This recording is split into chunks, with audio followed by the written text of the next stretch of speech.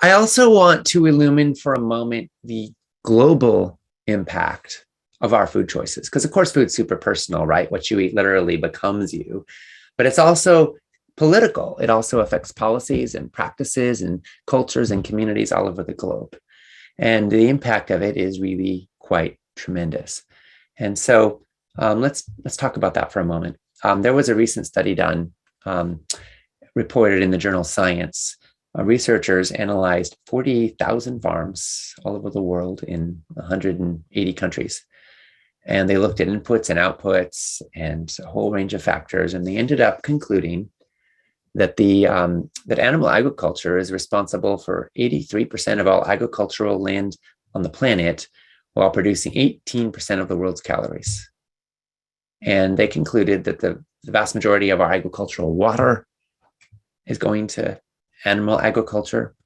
And they concluded that if the whole world just theoretically went vegan tomorrow, which probably is not going to happen, but just play with this here for a second, they concluded that we would free up an area of land equivalent to all of the United States, the European Union, China, and Australia combined. That's how much land would instantly be freed up, which could be used to grow sustainable organic food for future generations, which could be used for carbon sinks, could be used to reforestation programs or rewilding programs to help pull carbon out of the atmosphere. So many wonderful things we could do with that land, but we can't do it when we're using it for animal agriculture. And animal agriculture has two major components. One is land the actual animals are on, whether they're grazing or housed there. And the other is the land that's growing the feed to go to those animals. See, most of the animals in industrialized agriculture today live some or all of their lives dependent on external feedstuffs that are brought into them from agricultural land. So most of our corn, most of our soy, a lot of our other commodities crops are actually going to feed the livestock industry.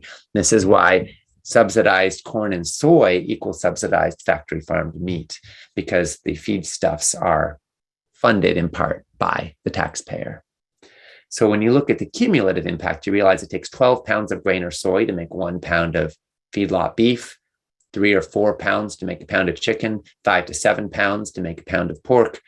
All of this is essentially a protein factory in reverse. And when you look at the cumulative impact of this, you realize that we are wasting massive amounts of land, soil, water, chopping down forests to create grazing land for cattle or to create farming land on which to grow feed for cattle. All of this is having a massive impact on our climate, on our water supplies, and on the future of life on this planet. Now, here's another piece that makes this even a bit more urgent. For many decades now, humanity has grown more than enough food to feed the human population. So when we look at starvation, we're talking about issues of access and we're talking about issues of economic opportunity. We're not talking about issues of actual food available. There's been enough calories. It just hasn't been getting to people. So we've had, you could say, not a shortage of food, but a shortage of justice. However, that's starting to change with climate change, with desertification, with groundwater depletion, with floods and salination, like water levels from the ocean rising, infiltrating more and more into coastal areas. We are now in a situation where it's getting harder to grow food on planet Earth. Meanwhile, the number of people keeps going up. And this has been intensified by the developments in Europe. So as we've seen recently in Ukraine, there's been a massive drop in the number of people able to grow food in Ukraine because they're busy fighting a war or hiding out in basements. And the result of this is that farmers are not harvesting the wheat there, and they're not planting the next season's wheat.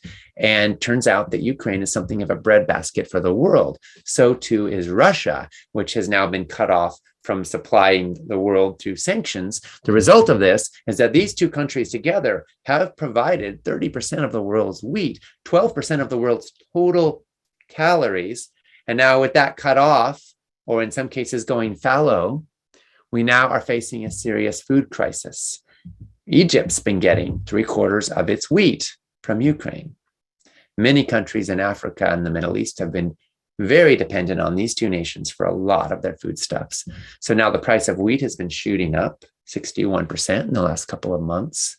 The price of other basic staples is going up. And for some people who can afford it, this is just an inconvenience. But for people who can't afford it, This is a matter of life and death. And we are now in a situation where it's very likely this year humanity will not produce as much food as we need to feed our human populations. And we could be on a course as these matters progress and as we have continued resource consumption overshoot, where billions of people could be facing starvation. I'm sorry to say this, but I think it's important to be sober about the reality. And I also want to say that there's good news here, because if we eat lower on the food chain, we can free up so much land, so much water, and so much food to feed the people who might otherwise go hungry. So I think that eating a more plant-based diet is now becoming increasingly something of a moral imperative. If you're concerned about climate change, if you're concerned about water supplies, and you recognize that it takes 2,000 gallons of water to produce 1 pound of feedlot beef in the US today, if you're concerned about future generations having food to eat, now is a great time to eat lower on the food chain so you can lessen your environmental impact and be a part of the solution on planet Earth.